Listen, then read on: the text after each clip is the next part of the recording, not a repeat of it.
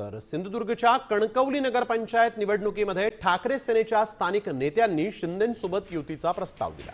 मात्र या प्रस्तावावर उद्धव ठाकरेंनी नाराजी व्यक्त केली। या निवडणुकीसाठी शहर विकास आघाडी म्हणून निवडणूक लढवण्याचा प्रस्ताव स्थानिक नेते पदाधिकाऱ्यांनी उद्धव ठाकरेंच्या समोर ठेवलेला आहे। भाजपचे आमदार नितेश राणेंना शह देण्यासाठी कणकवली नगरपंचायतीच्या निवडणुकीसाठी म्हणून सर्व पक्षांनी एकत्र येण्याची गरज असल्याची माहिती उद्धव ठाकरे यांना देण्यात आलेली आहे। तर त्यांचा शहर विकास आघाडीचा पक्षाच्या चिन्हाशिवाय सगळ्या पक्षाच्या लोकांना एकत्र घेऊन मग ते शिवसेनाचे असतील, भारतीय जनता पार्टीचे काही कार्यकर्ते असतील, काँग्रेसचे असतील, आरपीआयचे असतील, या सगळ्या लोकांना एकत्र घेऊन आम्ही जर ते निवडणूक असेल तर आमचा त्याला को असणार नाही, आमचा त्यांना पाठिंबा असेल।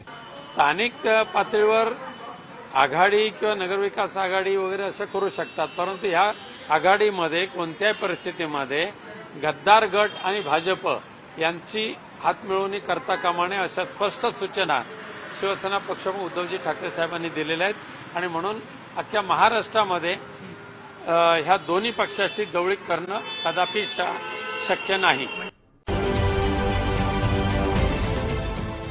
देश विदेशातील प्रत्येक घडामोडींचे लाईव्ह अपडेट मिळवण्यासाठी आता साम टीव्हीच्या सर्व सोशल मीडिया प्लॅटफॉर्मला लाईक, फॉलो आणि सबस्क्राईब करा। तसंच सर्व नोटिफिकेशनसाठी बेल आयकॉन प्रेस करायला विसरू नका।